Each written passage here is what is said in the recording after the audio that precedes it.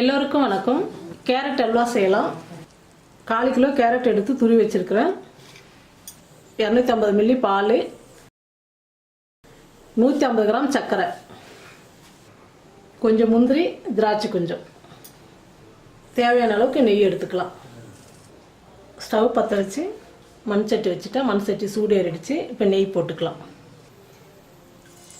ஒரு 2 ஸ்பூன் நெய் போட்டுக்கலாம்.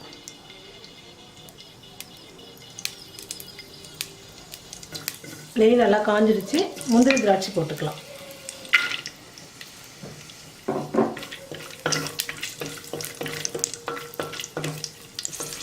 பாருங்க, திராட்சை எல்லாம் வந்து நல்லா பலூன் மாதிரி நல்லா உப்பி வந்துடுச்சு. இந்த சமயத்தில் நம்ம முந்திரி திராட்சை எடுத்துக்கலாம்.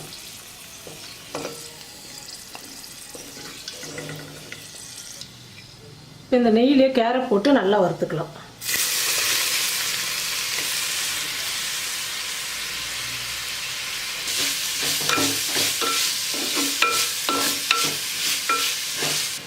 பாருங்க, கேரட் வந்து நெய்யில் நல்லா வறுத்துட்டு நான் 1 நிமிஷம். இப்போ பால் ஊற்றிக்கலாம். கேரட் வந்து பாலில் தான் நல்லா வேக வைக்கணும். அப்போ தான் ரொம்ப டேஸ்ட்டாக நல்லாயிருக்கும். ஸ்டவ் கம்மியாக வச்சுட்டு மூடி போட்டு மூடிடலாம். அப்பப்போ கலக்கி கொடுக்கணும், இல்லைன்னா அடி பிடிச்சிக்கும். பாருங்கள், நம்ம ஊற்றின பால் எல்லாம் சுண்டி நல்லா எந்த அளவுக்கு கட்டியாக வந்துடுச்சு. கேரட்டும் நல்லா வெந்துடுச்சு. இப்போ சர்க்கரை போட்டுக்கலாம்.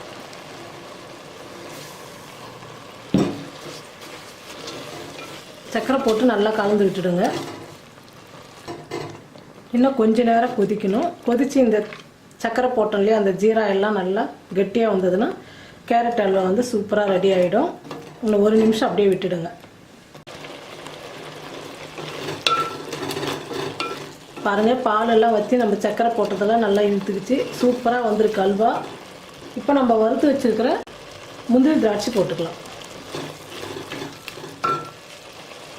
இப்போ மேலே ஒரு 1/2 ஸ்பூன் நெய் போட்டுக்கலாம். ரொம்ப வாசனையாக ரொம்ப நல்லாயிருக்கும். எல்லாம் கலந்து விட்டுடுங்க. பாருங்கள், சூப்பராக வந்திருக்கு கேரட் அல்வா. இப்போ ஸ்டவ் ஆஃப் பண்ணிடலாம். இந்த சட்டிலேயே கொஞ்ச நேரம் இந்த சூடு இருக்கிற வரைக்கும் கொஞ்ச நேரம் அப்படியே விட்டுட்டா அல்வா வந்து கெட்டியாகிடும். ரொம்ப நல்லாயிருக்கும் சாப்பிட்றதுக்கு. சூப்பராக வந்திருக்கு.